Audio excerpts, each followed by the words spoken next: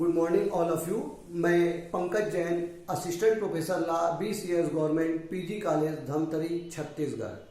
आज मैं आपको श्रमिक विधि पार्ट 2 के अंतर्गत कर्मचारी राज्य बीमा अधिनियम एम्प्लॉय स्टेट इंश्योरेंस एक्ट 1948 के बारे में प्रकाश डालना चाहूंगा।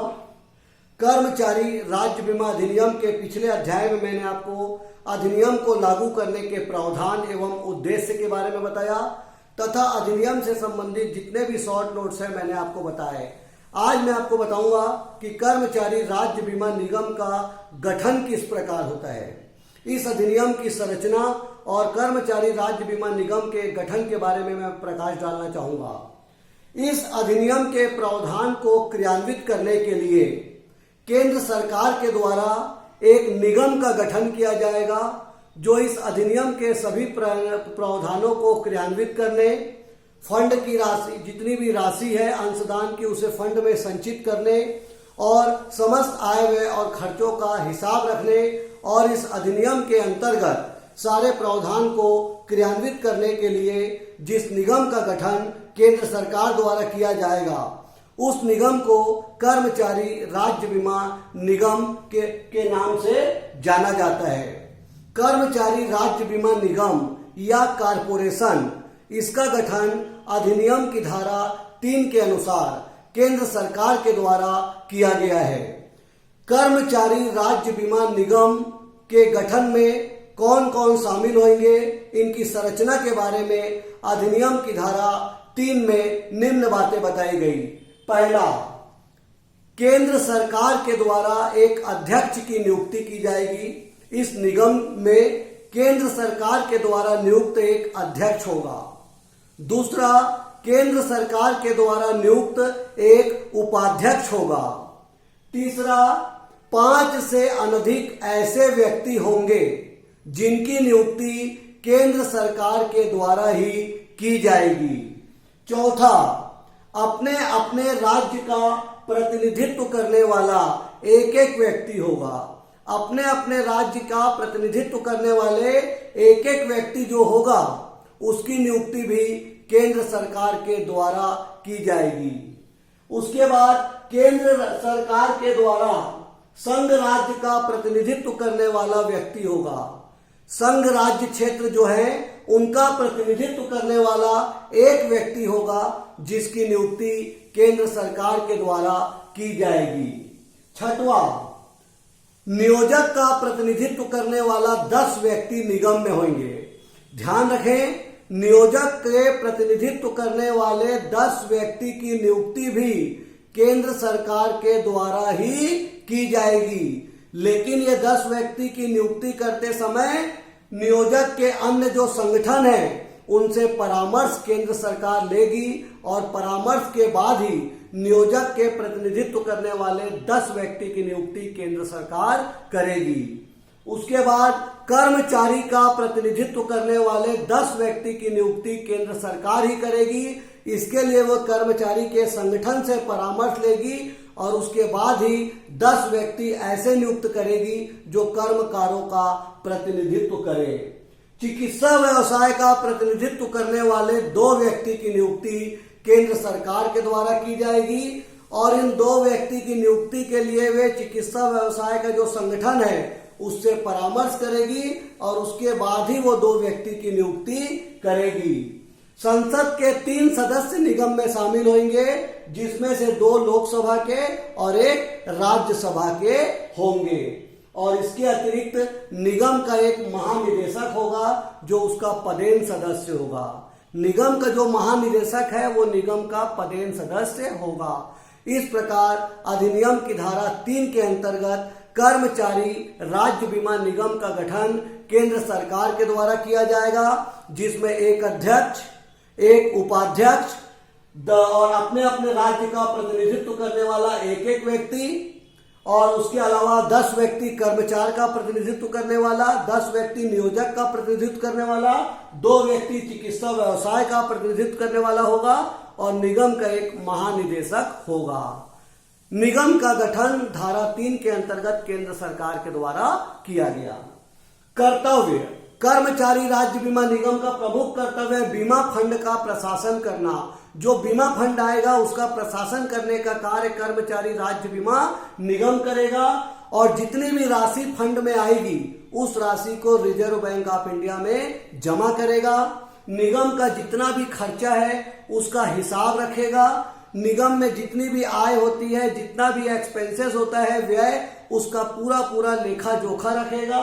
निगम का जो वार्षिक प्रतिवेदन है साल के साल, वो केंद्र सरकार को प्रस्तुत करेगा और अपनी समस्त आस्तियों और दायित्व का हिसाब निगम रखेगा। अतः कर्मचारी राज्य बीमा निगम का प्रमुख कर्तव्य है कि अपने आय व्यय खर्च का हिसाब रखे, ऑडिट कराए, वार्षिक प्रतिवेदन केंद्र सरकार को प्रस्तुत करे, अपने समस्त आस्तियां, अपने असेट्स और अपनी लायबिलिटीज का वो हिसाब किताब रखे और जितनी भी फंड की राशि है उसको आरबीआई में जमा करे। ये निगम का प्रमुख कर्तव्य है। अब हम देखेंगे स्थायी समिति, स्टैंडिंग कमेटी।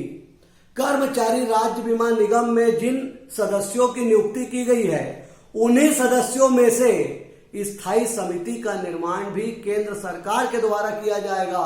स्थायी समिति के निर्माण के संबंध में धारा 8 कहती है केंद्र सरकार ही इसका भी गठन करेगी, लेकिन इसका गठन कर्मचारी राज्य बीमा निगम का जो गठन हुआ है उन्हीं सदस्यों में से किया जाएगा। अतः धारा 8 के अनुसार स्टैंडिंग कमेटी, स्थायी समिति में निम्नलिखित सदस्य होंगे। पहला, केंद्र सरकार के द्वारा इस समिति के लिए एक अध्यक्ष की नियुक्ति की जाएगी और निगम के 3 सदस्य की नियुक्ति केंद्र सरकार, निगम के ही 3 अन्य सदस्य की नियुक्ति भी केंद्र सरकार करेगी स्थायी समिति के लिए। तीसरा, 3 राज्य का प्रतिनिधित्व करने वाला केंद्र सरकार द्वारा नियुक्त। निगम में 3 ऐसे सदस्य होंगे जो अलग अलग राज्य का प्रतिनिधित्व कर रहे हैं। 3 सदस्य ऐसे होंगे जो अलग अलग राज्य का प्रतिनिधित्व कर रहे हैं और ध्यान रखें इसकी नियुक्ति भी केंद्र सरकार ही करेगी। चौथा, निगम में अन्य जो 8 सदस्य होंगे उसमें से 3 सदस्य नियोजक का प्रतिनिधित्व करेंगे, 3 सदस्य कर्मचारी का प्रतिनिधित्व करेंगे, 1 सदस्य चिकित्सा पेशे का प्रतिनिधित्व करेगा, 1 सदस्य संसद के द्वारा चुना जाएगा। इस प्रकार धारा 8 में जो स्थायी समिति बनाई गई है उसका गठन भी केंद्र सरकार करेगी और निगम के सदस्यों में से ही करेगी, जिसमें एक अध्यक्ष होगा, 3 सदस्य राज्य का प्रतिनिधित्व करने वाले होंगे, 3 सदस्य अन्य होंगे जिसे केंद्र सरकार नियुक्त करेगी और अन्य जो 8 सदस्य होंगे उसमें 3 सदस्य नियोजक का प्रतिनिधित्व करते हो, 3 सदस्य कर्मचारी का प्रतिनिधित्व करते हो, 1 सदस्य चिकित्सा व्यवसाय का प्रतिनिधित्व करता हो और 1 सदस्य संसद द्वारा चुना जाता है। इन सभी कार्यों के लिए निगम का एक महानिदेशक होगा। इस प्रकार अधिनियम की धारा 8 में स्थायी समिति, स्टैंडिंग कमेटी के गठन का प्रावधान बताया गया। अब हम देखेंगे चिकित्सा प्रसुविधा परिषद, मेडिकल बेनिफिट काउंसिल। अधिनियम की धारा 10 में केंद्र सरकार के द्वारा मेडिकल बेनिफिट काउंसिल, चिकित्सा प्रसुविधा परिषद के गठन करने का प्रावधान दिया गया है, जिसमें निम्नलिखित सदस्य होंगे। पहला, इसका जो महानिदेशक होगा वो इस परिषद का पदेन अध्यक्ष होगा। दूसरा, महानिदेशक स्वास्थ्य सेवाओं का पदेन एक सह अध्यक्ष भी होगा। तीसरा, निगम का चिकित्सा आयुक्त, निगम में एक चिकित्सा आयुक्त होगा। राज्य सरकार के द्वारा नियुक्त एक व्यक्ति भी इसमें होगा। चिकित्सा व्यवसाय का प्रतिनिधित्व करने वाला 3 व्यक्ति होगा जिसे केंद्र सरकार नियुक्त करेगी और जो चिकित्सा व्यवसाय का जो संघ है उससे परामर्श करके नियुक्त करेगी। और कर्मचारी का प्रतिनिधित्व करने वाला 3 सदस्य और नियोजक का प्रतिनिधित्व करने वाला 3 सदस्य होगा जिसे केंद्र सरकार उनके जो संगठन है उससे परामर्श करके नियुक्त करेगी। इस प्रकार इस अधिनियम में कर्मचारी राज्य बीमा निगम के गठन का प्रावधान धारा 3 में बताया गया। स्थायी समिति, स्टैंडिंग कमेटी का प्रावधान धारा 8 में बताया गया और चिकित्सा प्रसुविधा परिषद, मेडिकल बेनिफिट काउंसिल का प्रावधान धारा 10 में बताया गया। तीनों की ही नियुक्ति और तीनों का ही गठन केंद्र सरकार के द्वारा ही किया जाएगा और केंद्र सरकार ही इनके लिए सदस्यों की नियुक्ति करेगी। अब हम इनके कार्य देखें। स्थायी समिति का पहला कार्य है निगम के कार्यकलाप का प्रशासन। निगम के जो कार्यकलाप है उनका प्रशासन न केवल निगम करेगा वरन यह कार्य स्थायी समिति को भी सौंपा गया है कि निगम के कार्यकलापों का प्रशासन करे, निगम के अधिकारों का वो प्रयोग करे और निगम के जितने भी कार्य हैं उसका संपादन करे और निगम के पास कुछ मामला विचार के लिए प्रस्तुत करे। अतः स्थायी समिति निगम के कार्यों का संपादन करती है, उसके अधिकारों का भी प्रयोग करती है और समय समय पर मामला जो है वो अभिनिर्धारण के लिए निगम के पास सौंपने का कार्य करती है। यह स्थायी समिति का कार्य है। और चिकित्सा प्रसुविधा परिषद का कार्य है चिकित्सा या सेवा शुश्रूषा।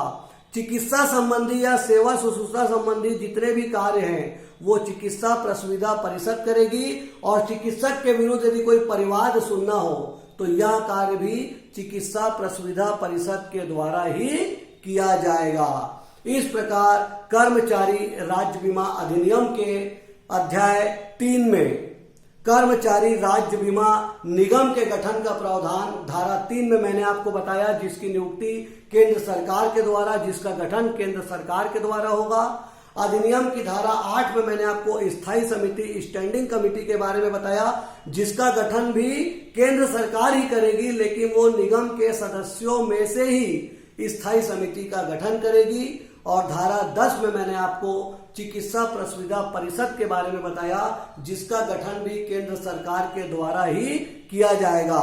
साथ ही मैंने कर्मचारी राज्य बीमा निगम के कार्य, स्थायी समिति के कार्य और चिकित्सा प्रसुविधा परिषद के कार्य के बारे में आपको प्रकाश डाला। कर्मचारी राज्य बीमा निगम, स्थायी समिति और चिकित्सा प्रसुविधा परिषद के गठन का उद्देश्य केवल यही है कि कर्मचारी के हितों का संरक्षण किया जाए, उन्हें सामाजिक आर्थिक न्याय प्रदान किया जाए और सामाजिक सुरक्षा प्रदान किया जाए।